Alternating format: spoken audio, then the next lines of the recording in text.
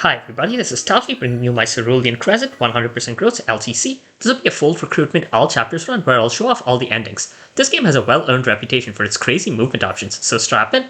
Right at the start we'll go to the optional tutorial to show off that map and to make it easier for me to explain our starting crew. EXP from the tutorial doesn't carry over to the main campaign and it won't be shown in the turn count scrolls. Chapter 1X is a defend map where we need to keep the green units alive until the end of turn 1. Our first unit is our main lord Ellery. She has 2 leadership stars and comes with the skill Lead by Example and access to the supply. This will let her refresh all the units immediately around her when she kills an enemy once a turn, which will be a key part of every map she's present for. Ellery's PRF is the Fengyan. PRFs in this game have very limited uses but refresh each map. Fengyan lets her add her luck to attack and bulk on player face and also doubles the weapon triangle. Next up is Lindros, our early game anima mage. He's one of the most mobile units in the entire game thanks to the combination of his PRF and his personal skill. Guidance is a 3 to 10 range tome that cannot do damage but gives Lindros a second action after he uses it. This already doubles his mobility, but combining guidance with his skill lunge will let him move ludicrously far. Third here is Mince, an armor that can use axes and bows. Normally you'd expect such a unit to not be a big LTC player, but Mince comes with Swap, a swap whose range scales with his magic stat over 2, and Canto Plus. Swart will save many staff uses over the course of the run, since it effectively lets Mince be a budget rescue stuffer. Oriana is the conventional dancer, though she can use swords and is built more like a glass cannon. She has Lock Touch and Blade Dance, which means dancing for another unit causes her to refresh her turn, though she can only dance once per turn. Pomelo can Water Walk, which we'll make use of in a few places, but his special sauce is the ability to transform into a land boat, which has 3 extra move and can use his PRF Powder Blast, which has 3 to 5 range and Savage Blow. As a land boat he has increased defense, but his melee attack is halved. That'll be the tutorial in 1 turn.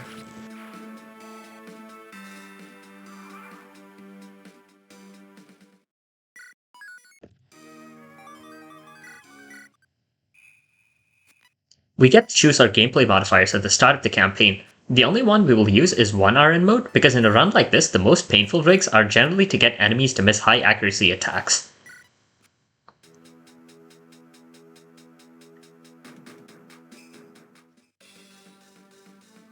Chapter 1 is our first escape map. We will need to get to the tile behind the boss with all our units. There are quite a few escape maps in this hack, which makes the individual mobility of our units a very important concern. We're joined by Tower. Tower has the skill Lockdown, which stops adjacent enemies from dodging attacks and cuts their attack in half against other units. Tower is a rather no-nonsense unit, which you'll see doesn't get you very far. We'll only really use him for his access to staves, though having a high axe rank is nice for later. All regular infantry in this hack have Canto. There is a route split in the late game, with the party splitting between Ellery and Oriana. Tower will go with Oriana. Right away Lindros shows off something important. Since he's so mobile and relies on lunge, his actions have a trade-off between letting him move ahead, letting him farm EXP, and placing enemies in the right spots for other units to take advantage of. He'll grab the leyline, which we'll see many of throughout CC. Leylines are one-offs that heal the user to full, refresh their action, and give them plus 10 attack for the rest of the turn. Lindros will run up to that area to farm a lot of EXP there. He'll have the best staff range of our magic users after promotion. Mince is a lower key but still important investment target. He joins with halfway between D and C rank in Axis, and we will want him to get to C rank as an unpromoted unit and have 16 magic by chapter 19. Mince joins Oriana.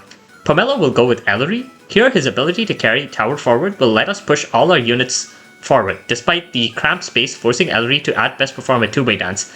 The nature of Ellery's skill means we will constantly be feeding her kills. Note that Mince only got to Canto after shoving because of Canto Plus. Fengyan's raw power grows really quickly, but we won't actually use it much after the early game because it ends up being overkill, and being one range locked is a drawback, as you'll see later. This maneuver with having Ellery refresh a group of units and then having Oriana refresh her is a staple of the first 2/3 of the game, since it can help move a very large number of units forward. I'll call this tactic a forced march. Oriana is holding a wind sword, which is our introduction to magic swords. They all use magic and hit resistance, have 1 to 2 range, and can't crit. The wind sword in particular gives her plus 5 speed, which helps pad out her avoid. You'll notice enemies pulling quite high hit rates. Accuracy is up all around in this game, and 1RN definitely saves our bacon a lot in the early game. Enemies also have decent luck, so pulling crit on them is non-trivial. While the enemy phase plays out, I can explain some of the other game modifiers. Midas mode gives you effectively infinite money, however I don't believe it saves any turns. Misery mode is this game's harder difficulty, but I believe it would cost turns and would just be less fun to LTC, so we're sticking to the regular difficulty. Mellow mode, on the other hand, is an easy mode modifier, shifting all hit rates in your favor by 20 and all damage in your favor by 4. EXP gain in this hack is slightly deflated from vanilla. Ellery ended turn 1 exactly 13 squares from the escape point, and there's a leyline exactly 5 tiles away from her. I should mention that Ellery actually can use staves as well, which will matter later on and lets her squeeze out extra EXP from healing on a few occasions where she doesn't have any accessible combat. We made sure to have our units advance forward enough that they can farm up around the box to get danced by Ellery, though Mince had to swarp tower a couple of tiles forward. We also need one of Tower and Oriana to actually pick up Lindros, who steps there in order to kill the boss and hit level 3.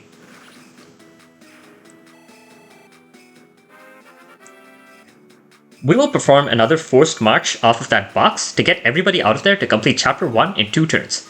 We have to skip almost all the treasure on this map, unfortunately, but at least we grab the IOU from the box, which is worth 1000 gold.